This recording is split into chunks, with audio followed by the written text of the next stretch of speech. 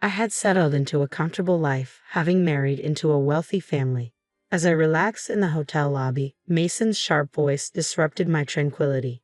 His mocking tone cut through the calm as he bragged about his new wife, none other than the daughter of the president of Goldsmith Enterprises. His laughter was laced with pride, but it was the mention of Goldsmith Enterprises that caught my attention. I recognized the name but couldn't quite place it until it hit me. Mason continued to boast, oblivious to the irony I found in his self-congratulation. My name is Patricia, and I'm 37, content in my life with my husband Mason. I work in my family's real estate business, handling administrative tasks while my father, the president, manages major strategies. As an only child, I'm expected to eventually take over the company. Despite the looming responsibility, I carefully balance my personal and professional life, especially around Mason. Mason, who completed high school and works for a moving company, has a demanding job that I respect. To avoid making him feel inadequate, I rarely discuss my university degree or my anticipated future as president. Mason and I met through a mutual friend during college. After my friend's move, which was managed by Mason's company, she introduced us. Although Mason was initially interested in her, after she turned him down, we began to get to know each other. His easygoing nature complemented my meticulousness, and our relationship blossomed. We married in our late 20s after a brief courtship, and our marriage has been smooth, bolstered by the warm acceptance of Mason's parents, a welcome contrast to the usual in-law challenges. Despite Mason's demanding job often keeping him late and physically exhausted, he remained committed to our marriage. Even on his toughest days, he would express gratitude as I waited up to share dinner with him. I felt fortunate to have such a devoted husband. However, after a year of marriage, our peaceful life started to show signs of strain. One night, as we settled into bed, Mason unexpectedly broached the topic of having children. His tone was tinged with irritation, catching me off guard. I had considered starting a family too, and although we weren't actively trying, I believed it would happen in time. I reassured him that there was no rush, wanting children, but knowing that stressing about it wouldn't help. I adopted a calm demeanor, but Mason, more assertive than usual, quoted statistics. You know, there's about a 90% chance of conceiving within a year for couples not using contraception. The figure seemed surprisingly high to me. I suggested we both get tested to address any potential issues together. Mason's reaction was unexpectedly harsh. What are you implying? That it's my fault? Usually, it's the woman's fault, he retorted with contempt. It was the first time he had spoken to me this way. I hadn't accused him of anything. I merely suggested a joint approach to find clarity. Yet Mason concluded I was blaming him, adding, "It's definitely the woman's fault," as if to emphasize that I was the problem. I wanted to respond but was too shaken, barely managing to say, "Of course, just you get tested. I'm too busy with work. I have a job too, you know. You're just coasting along in your dad's company." His words stung. Although my role involved administrative tasks, I was actively learning management skills from my father to prepare for leading the company one day. That night, any attempt at discussion was met with curt replies, and we fell asleep with our backs turned, a heavy silence between us. From then on, Mason's attitude toward me shifted drastically. Returning home late one evening after discussing the future with my father, I found Mason irate over dinner. "I'm sorry," I said, but the damage had been done. I had just arrived home 15 minutes earlier and quickly explained, "I'll start cooking now, just wait a little please." Mason, however, brushed off my explanation with a dismissive wave. "That's typical of a small company boss's daughter," he sneered, clearly unaware of the scale of my father's business, a major real estate company with hundreds of employees. His assumptions and growing bitterness were making our daily lives increasingly difficult, casting a shadow over what had once been a loving and supportive relationship. As I hurried to the kitchen, I promised Mason I would cook immediately. "Have a drink and relax while you wait," I suggested, knowing how alcohol seemed to soothe him. It saddened me that our relationship had come to rely on his evening drinks to avoid tension. I hated being scolded, but if it meant keeping the peace, even temporarily, I reluctantly accepted it as a necessary compromise. The next morning, Mason's cold demeanor lingered as he left for work, his parting words sharp. "Make sure dinner's ready when I get home." I exhaled deeply, my mind already focused on the day ahead. I had scheduled a day off to visit the gynecologist for fertility testing, a step Mason had insisted on. though he refused to participate himself. It was frustrating to handle this alone. But complaining wouldn't solve anything if the issue was with me. I was eager to start treatment, understanding that fertility could decline with age.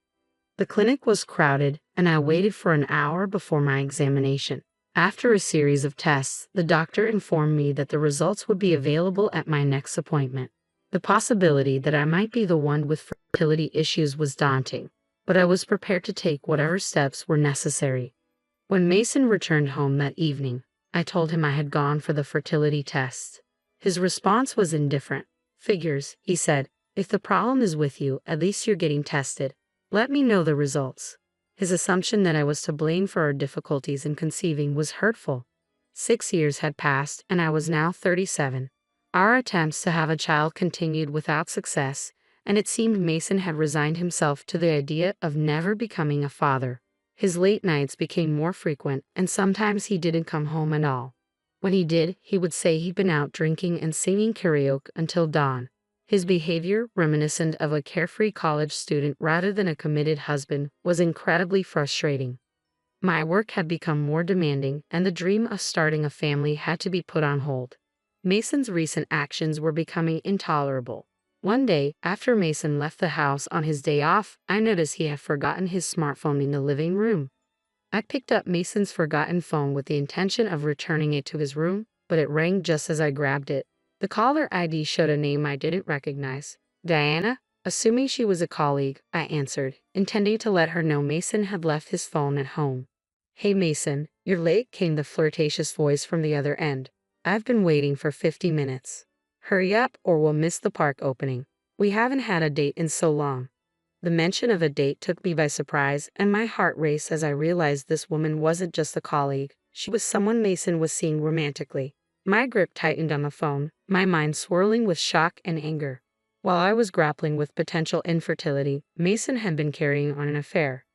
His recent distance suddenly made sense, and I stood there, trembling with an overwhelming sense of betrayal. Determined to confront the situation, I started gathering evidence of his infidelity. Unlocking his smartphone with his birth date was effortless, and what I found was a call history and messages filled with affectionate and intimate exchanges with someone named Diana. Each message turned my stomach, but I meticulously documented everything, taking photos with my phone before returning his device to its usual spot, pretending nothing had changed. A month passed in this unsettling state of our fractured marriage until one day my father, the president of our company, called me into his office. "I have something important to discuss with you," he said solemnly. His grave tone caught me off guard, and I braced myself for more stress. That evening, sensing that a change was imminent, Mason suggested we consider separating. I had already been contemplating how to address the divorce, given his infidelity, so his initiation was unexpectedly convenient. "Yes, let's get a divorce," I agreed, feeling a grim sense of relief. I agreed quickly, and Mason looked taken aback by my readiness. He seemed hopeful about his future with Diana, though his relief stung. I signed the divorce papers he presented, and he said nonchalantly, "I'll file these tomorrow. I'm leaving this house." "Are you sure about the mortgage?" I asked casually, suspecting he hadn't fully considered his financial situation without me. His job was demanding but not lucrative, and I doubted his ability to manage the mortgage payments on his own. Nevertheless, he appeared confident, or perhaps just naive. Given his betrayal, I felt no obligation to ease his transition. I moved back to my parents' house a few days later. They were initially concerned about my well-being but became furious when I explained Mason's infidelity. They supported my decision to leave him and reassured me repeatedly that parting ways was the best decision. Throwing myself into work, I tried to move past the emotional turmoil of my failed marriage. A year passed in a blur of commitments and projects. One evening, seeing how exhausted and stressed I had become, my father suggested, "Why don't you take a trip? It's going to get busy starting next month." Concerned for my well-being and grateful for the suggestion, I decided to take a solo trip to the Northeast, craving a change of scenery and some peace. The crisp, refreshing air of the Northeast seemed to cleanse my weary soul. The kindness of the locals helped mend my spirit. I decided to book a stay at a renowned hotel in Los Angeles, indulging in the best experience possible. After checking in, I relaxed in the lobby with a welcome drink, letting the fatigue of my journey melt away. I felt so at peace that I half-jokingly mentioned moving to Los Angeles.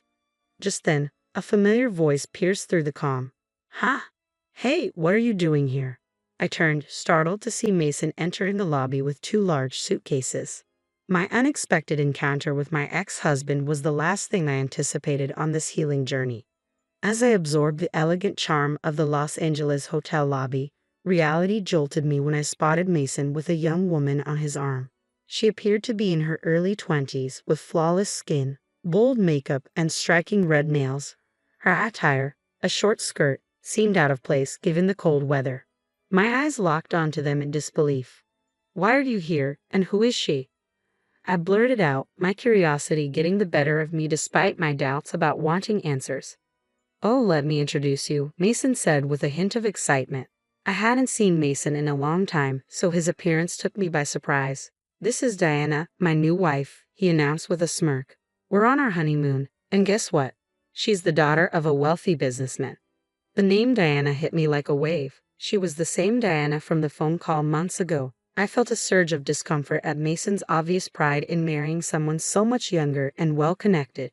"You're here alone?" Mason sneered, his voice dripping with disdain. "That's sad." Beside him, Diana eyed me with a smirk.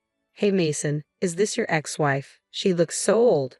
"Hurry up with the check-in," she said, her tone sharp and irritated. I managed to maintain my composure as Mason casually draped an arm around her, boasting, "Yeah, I'm set for life now. Marrying into money. You keep struggling in your modest life." Mason's high-pitched laugh cut through the serene atmosphere of the lobby, a stark contrast to the tranquility I had been enjoying. He continued to flaunt his new life. "Yeah, Diana is Goldsmith's daughter. You know Goldsmith Enterprises," he added, his pride palpable. The mention of Goldsmith Enterprises rang a bell. I recalled it as Mason's face lit up with childlike glee. "Impressive, huh? Her family's loaded. They even paid off our house mortgage quickly. Thanks for making the divorce easy, Patricia," he said sarcastically. "Yeah, I know them. They're in that big building downtown, right?"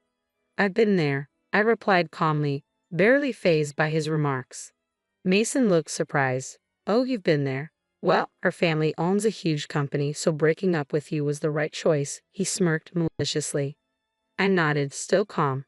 "That building, it's part of our real estate holdings," I mentioned casually, as if recalling a minor detail. "What do you mean, our real estate?" Mason and Diana chimed in together, both perplexed. "That building is rented by my father for his most prestigious office," I explained. "I'm not sure if your company is involved in real estate, but it's certainly not a shabby building." I spoke with a serene tone, though their skepticism was palpable. I knew there was no turning back. "Yes, I'm aware of how grand it is. I was there when my father purchased that building for about $500 million.